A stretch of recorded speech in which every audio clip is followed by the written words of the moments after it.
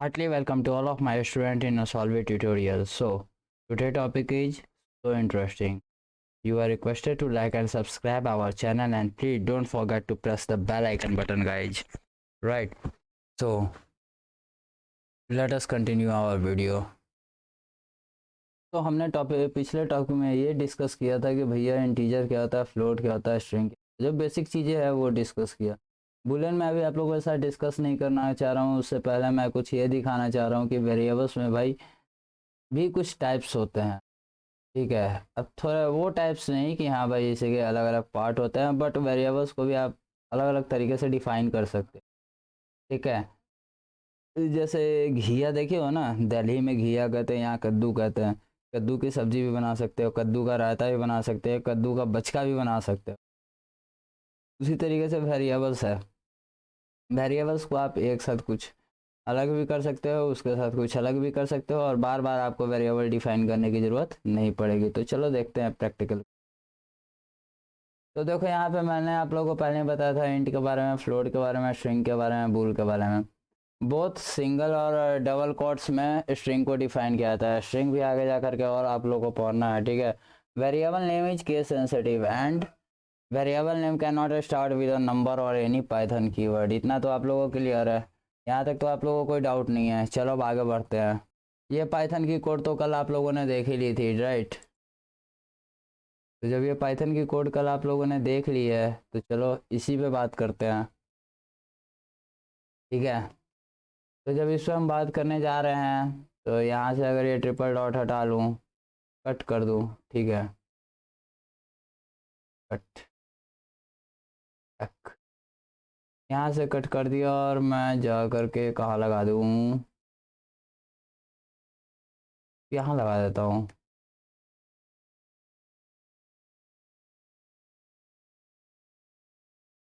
ठीक है, ये सारा ऑटोमेटिक हाईलाइट हो जाता है, ये कमेंट पे चला जाता है, राइट। तब मैं यहाँ से इसको वापस कट कर दे रहा हूँ और यहाँ पर इसको वापस पेस्ट कर दे रहा हूँ। ठीक है, क्योंकि आज कुछ नई चीज़ें समझने वाले हैं हम लोग। So let us proceed with the video again in both Hindi and English language. You also know that. Okay. So today's same point of variables have been missed, which we will repeat it again. Right. After that we will move toward our topic, which is data type. Okay. So in 177, right.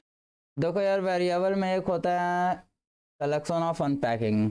ये क्या होता है, जैसे mall पे जाते हो आप, fruits के शॉप में रखे देखते हो, तो एक ही बकेट में आपको एप्पल, ऑरेंज, ग्रेप्स, ये सारी चीज़ें तो अवेलेबल नहीं होती है ना, चेरीज, ये सारी चीज़ें अवेलेबल नहीं होती। तो फ्रूट का एक सेक्शन होता है, उसमें अलग अलग तरीके के बॉक्सेज होते हैं।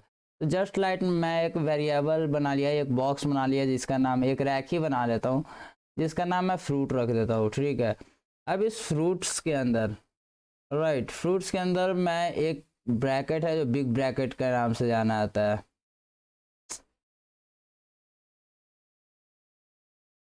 ठीक है, तो फ्रूट्स दे दिया, उसके बाद जो है हमारा असाइनमेंट ऑपरेटर वो डाल दिया। ठीक है, उसके बाद बिग ब्रैकेट डाला, यहाँ पे बिग ब्रैकेट डालूंगा। अब देखो बिग ब्रैकेट क्यों डाला है इसके बारे में भी आपको आगे पता चलेगा। ठीक है, और इसी में मैं डिफाइन कर दिया एप्पल।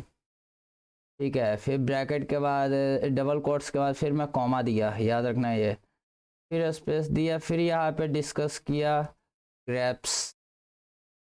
ठीक है, फिर डबल कोट्स के बाद कॉमा दिया और फिर स्पेस दिया और फिर यहाँ पे एप्स ऐड किया पपाया। ठीक है, अब इसमें भी सिंगल कोट्स इधर भी देना है और सिंगल कोट्स हमारा इधर भी देना है। ठीक है, अब ये देखो यार, ये हो गया हमारा फ्रूट्स। अब फ्रूट्स में क्या हो गया, मैंने फ्रूट्स का नाम तो दे दिया। अब मान लो मैं फिर 3 बॉक्सेज बनाता हूँ, जस्ट लाइक कि एम बॉक्स, कॉमा दे देता हूँ। ठीक है, याद रखना ये कॉमा वाली जो लाइन है ना वो हमेशा याद रखना, एन बॉक्स, कॉमा, और ये केस सेंसिटिव होता है ई। ठीक है, ये 3 मैं फिर से बॉक्स बना दिया और तीनों बॉक्स में मैं क्या किया, बोला कि भाई ये फ्रूट्स जो आते हैं ना, ठीक है, ये इन तीनों बॉक्स में ही आने चाहिए। ठीक है, अब ये फ्रूट्स में मैंने ये तो नहीं बोला कि एप्पल इस बॉक्स में रखो, बनाना इस बॉक्स में रखो। ठीक है, तो ये फ्रूट्स मुझे मेरे भाई तीनों एप्पल्स में आने चाहिए, तीनों ये बॉक्सेस में आने चाहिए।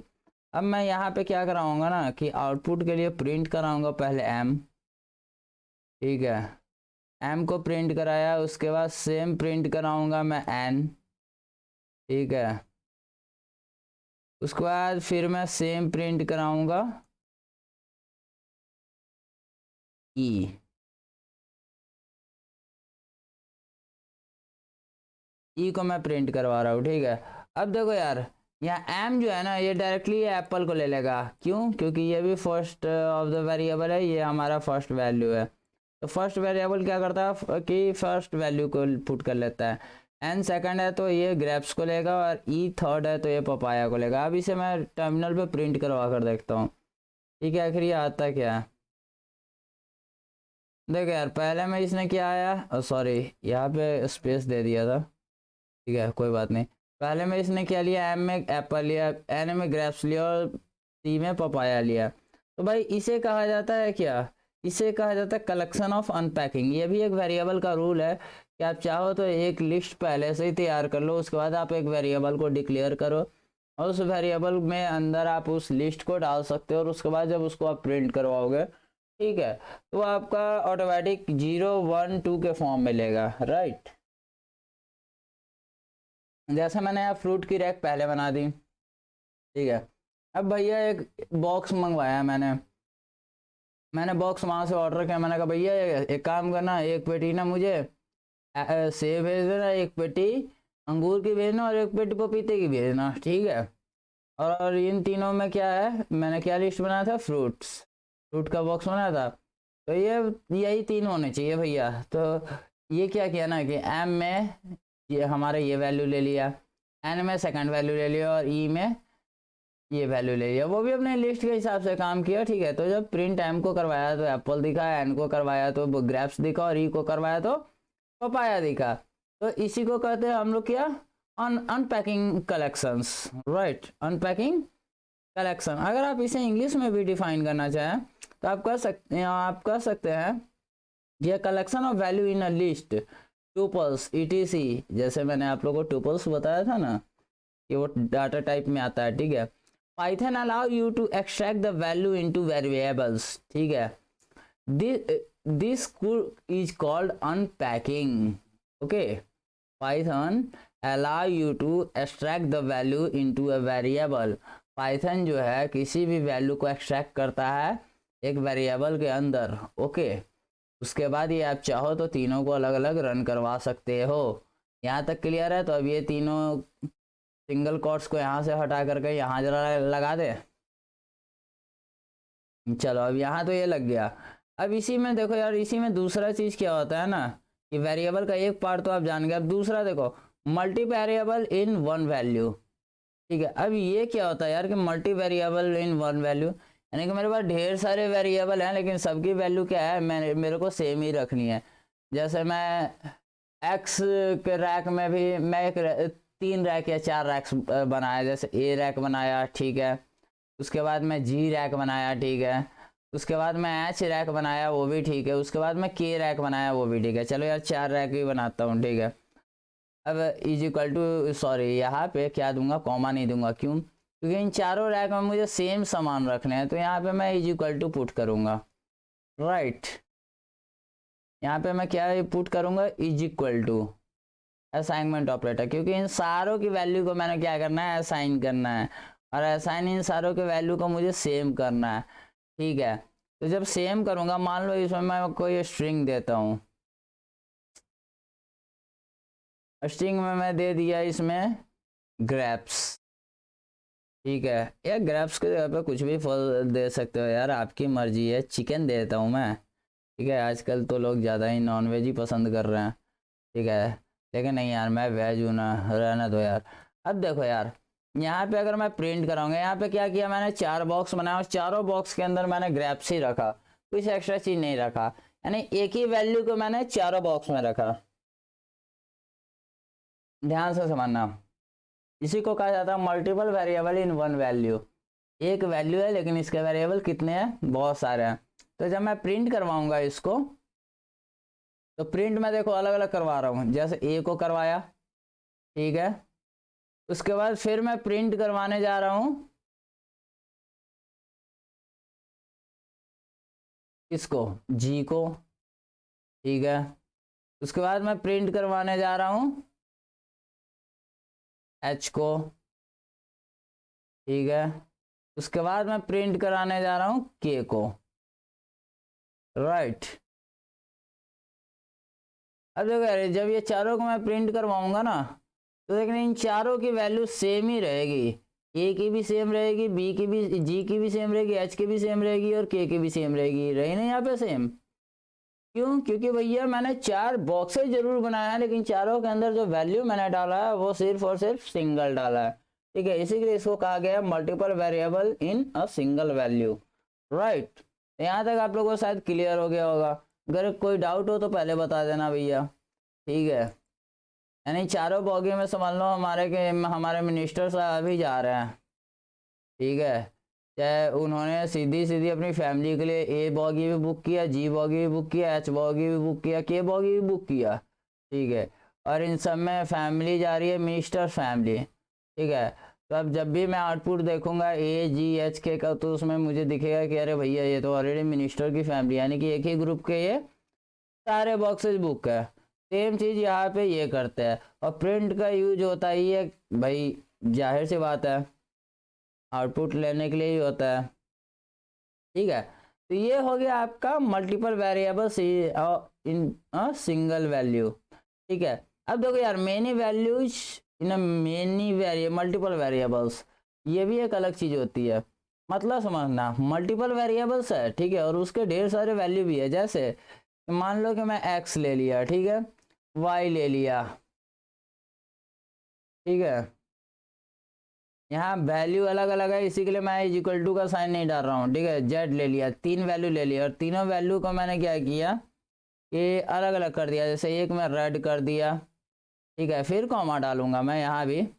फिर दूसरे में मैं ग्रीन कर दिया, ठीक है, फिर कॉमा डालूंगा, फिर स्पेस डालूंगा, फिर करवा तीसरे में मैं पर्पल कर दिया, ठीक है। यहाँ पे मैं तीन ले लिया। अब देखो यार, एक ही लाइन में मैं तीन वेरिएबल को भी डिक्लेयर कर रहा हूँ और उसकी वैल्यू को भी डिक्लेयर कर रहा हूँ। इसी को कहा जाता है multiple variable to multiple many values, ठीक है। अब यहाँ पे मैं अगर प्रिंट को करूँगा, ठीक है, बाय डिफॉल्ट एक्स, ठीक है, एस नहीं है यार, एक्स है, एक्स, ठीक है। अब फिर यहाँ पे प्रिंट करूँगा किसको, वाई को। फिर यहाँ पे मैं प्रिंट करूँगा जेड को,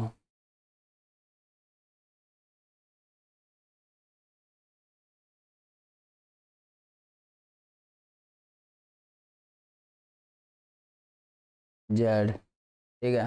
अब अगर यहाँ पे मैंने क्या किया कि तीन वेरिएबल को मैंने एक साथ ले लिया। तो स्टार्टिंग में मैं क्या कर रहा था, सिंगल सिंगल आपको इंटीजर, स्ट्रिंग और बुल ये फ्लोट समझा रहा था। बट अब इसी चीज़ को मैं स्ट्रिंग लो या सिंगल सिंगल ये लो, ठीक है, उससे आपको कोई अंतर नहीं है। आप देखो यहाँ पे मल्टीपल वेरिएबल्स में मल्टीपल वैल्यूज को पुट कर रहे हो।